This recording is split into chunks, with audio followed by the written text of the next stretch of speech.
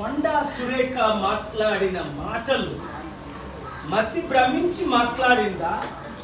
ఏమైనా ఈ మధ్యన ఎక్కువ డ్రగ్స్ హైదరాబాద్ లో వాడుతున్నారు, డ్రగ్స్ వాడుకొని మాట్లాడిందా?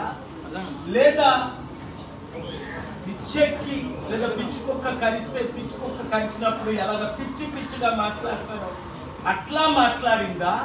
లేదా మేము అధికారంలో ఉన్నాం కదా, మేము ఏం మాట్లాడినా దాను నాగేంద్ర అసెంబ్లీలోనే బూతులు తింటే ఆయన్ని సస్పెండ్ చేయలేదు, నన్ను ఎవడేం చేయగలదు అని మాట్లాడిందా? ఏదేమైనా చట్ట విరుద్ధంగా ఆవిడ మాట్లాడింది. ఒకటో పాయింట్. రెండో పాయింట్ ఏంటంటే క్రిమినల్ సెక్షన్. రాహుల్ గాంధీ అంతకంటే చిన్న స్టేట్మెంట్ గుజరాత్ లో ఇస్తే ఆయన మెంబర్ ఆఫ్ పార్లమెంట్ మెంబర్షిప్ నే రద్దు చేసి మోదీని ఇంకొక మోదీ కుటుంబంతో కంపేర్ చేశాడని 2 సంవత్సరాలు జైలు శిక్ష విధించి నోటీస్ ఇవ్వకుంటే, అంత సడన్ గా టైం ఇవ్వకుంటే ఇల్లు ఖాళీ చేయించి నడి రోడ్డు మీద రాహుల్ గాంధీని పడేశారు. మరి కొండా సురేఖ మాటలు 100 రెట్లు వరుసగా ఉన్నాయి. ఒకటి, కాల్ ట్యాపింగ్ లో అప్పుడు కాంగ్రెస్ లో బీఆర్ఎస్ లో ఉన్న వారి వీడికి ఏమైనా ఇన్ఫర్మేషన్ ఇచ్చారా? ఇప్పుడు క్రిమినల్ ఇన్వెస్టిగేషన్ చేయాలి ఈవిడ మీద ఇమీడియట్ గా. ఇప్పుడు కూడా డీజీపీ ఎందుకు ఆవిడని ఇమీడియట్ గా అరెస్ట్ చేయలేదు నోటీస్ ఇచ్చి? 2,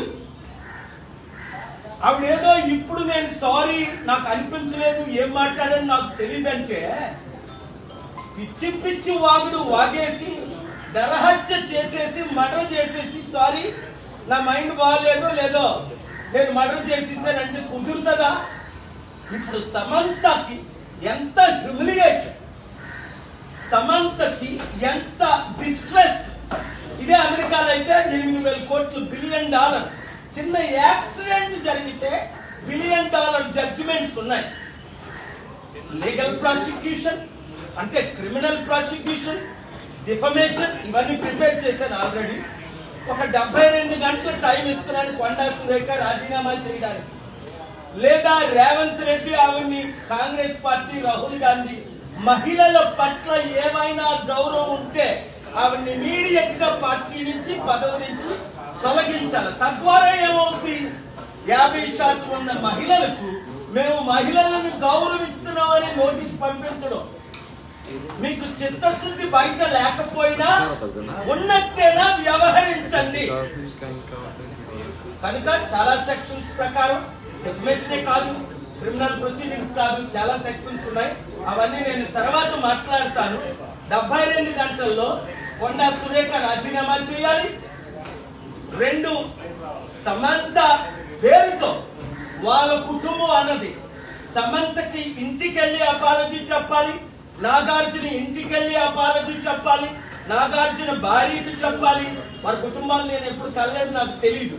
అలాగే నాగార్జున కొడుకు వేరేదో నాగా చైతన్య, తనకి అపాలజీ చెప్పాలి. తక్షణమే రాజీనామా చేయాలి, లేదంటే all hell will break loose. గర్వం ఎక్కువైపోయి కాంగ్రెస్ పార్టీ చూసారా నిన్నేం జరిగింది? పొంగులేటి శ్రీనివాసరెడ్డి అదానీని సీక్రెట్ గా ఎందుకు కలిశాడు హోటల్లో? అందులో కాంగ్రెస్ లీడర్ కొనుగోలు ఎందుకున్నాడు? కొండానిక పొంగులేటి శ్రీనివాసరెడ్డి మీద రైతులు చేయించారు. ఆయన ఒక పెద్ద అవినీతి పరుడు.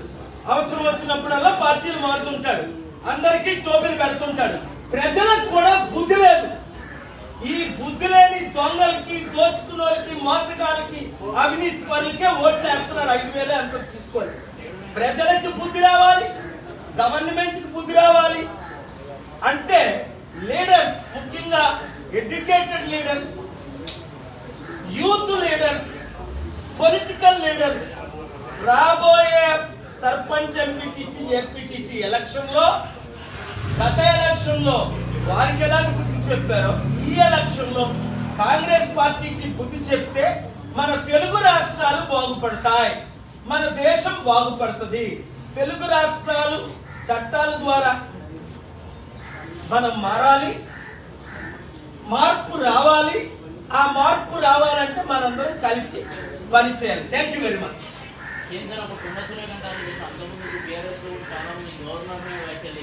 తప్పకుండా వాళ్ళందరి గురించి నేను చాలా తీవ్రంగా ఖండించాను.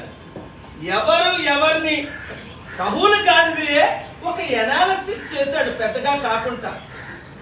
I supported, I wrote a letter, sumoto letter to the Chief Justice of India to restore Rahul Gandhiji a 9-page letter documentation with evidence that many politicians are speaking worse than Rahul Gandhiji.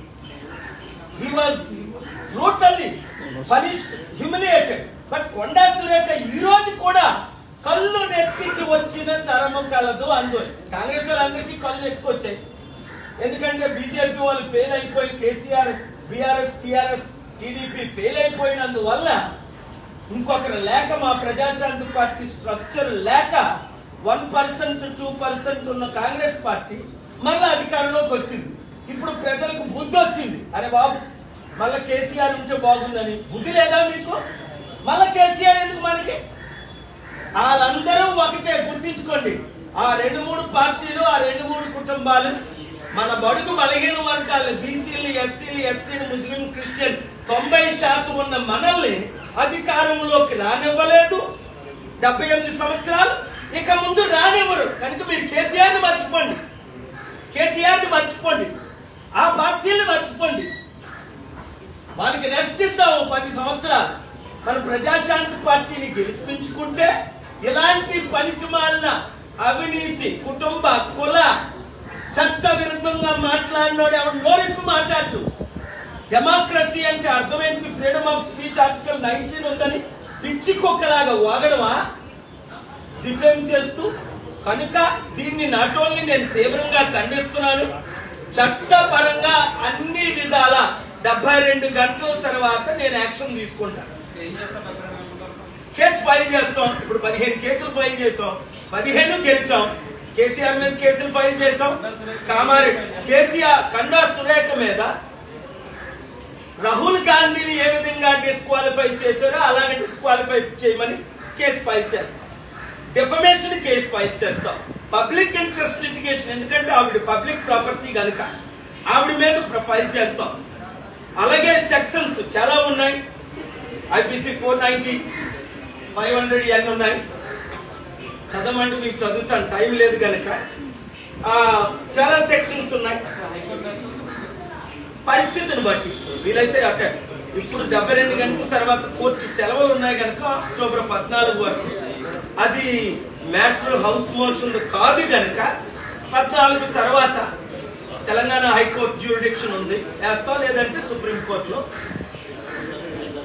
రాజీనామా చేస్తే, పదవి నుండి తొలగిస్తే నాకు case time waste అవ్వకుండా మిగులుతుంది. లేదు అంటే మహిళలందరినీ గౌరవించడానికి కాంగ్రెస్ పార్టీ, పొలిటికల్ పార్టీ, అన్ని పార్టీలు పిచ్చిగా వాగుతున్నారు. ట్రంప్ ఏదో 2-3 మాటలు పిచ్చిగా వాగితే ఆయన్ని ఇంపీచ్ చేసి పడేశారే. పార్టీ నుంచి తొలగించడానికి రిపబ్లికన్స్ ట్రై చేశారే. ఒక ప్రెసిడెంట్ ఆఫ్ అమెరికా, మన దేశం ఎందుకు ఇంత దరిద్రం అయిపోయింది? ప్రతిసారి నేను వాదనలు వినిపించేటప్పుడు పొలిటికల్ కరప్షనే, రాజకీయ నాయకులు. నేను ఒకసారి ఎగ్జాంపుల్ ఇచ్చాను బిల్ క్లింటన్ తో అంటూ, అమెరికాలోనే రాజకీయ నాయకులందరినీ ఒక పడవలో పెట్టి ముంచేస్తే మంచిదని. ఆయన ఏమన్నాడంటే, మమ్మల్ని ముంచిస్తే మాకంటే వరస్టోలు వస్తారని. సో ఇప్పుడు మనం ముఖ్యంగా తెలుగు రాష్ట్రాల్లో ఈ పనికిమాల రాజకీయ నాయకులందరినీ ముంచారంటే 7569441275 ప్రతి ఒక్కరు సర్పంచులు, ఇండిపెండెంట్ రండి, కలిసి రండి. లేదా నష్టపోయింది మీరే. లక్షల కోట్లు అప్పు. ఇప్పుడు చూడు, పొంగులేటి శ్రీనివాస్ రెడ్డి అదానితో ఏ డీల్ పెట్టుకున్నాడు? ఇంత సీక్రెట్ గా కలవాల్సిన అవసరం ఏంటి? ఈడీ నోటీసులు ఆయనకి పంపించి ఆయన కంపెనీలు లాక్కోవడానిక, లేదా ఆయన బీజేపీలో చేర్చుకోవడానిక, మరలా తెలంగాణ గవర్నమెంట్ ఏకనాథ్ సిండే లాగా డిస్ట్రాయ్ చేయడానిక, లేదా మన బీసీలు ముఖ్యంగా వీళ్ళు అమ్ముడుపోయిన బీసీలు వదిలేయండి, పార్టీలు మారిన బీసీలు వదిలేయండి. నేనున్నాను మీకు బీసీగా. మన 60% ఉన్న బీసీలను నడిపించడానికి క్రిస్టియన్, ముస్లిం, ఎస్సీ, ఎస్టీ, మైనారిటీ మనతో ఎలాగా ఉన్నారు. బీసీలను ఏకమైతే దేశం బాగుపడుతుంది. Thank you very much.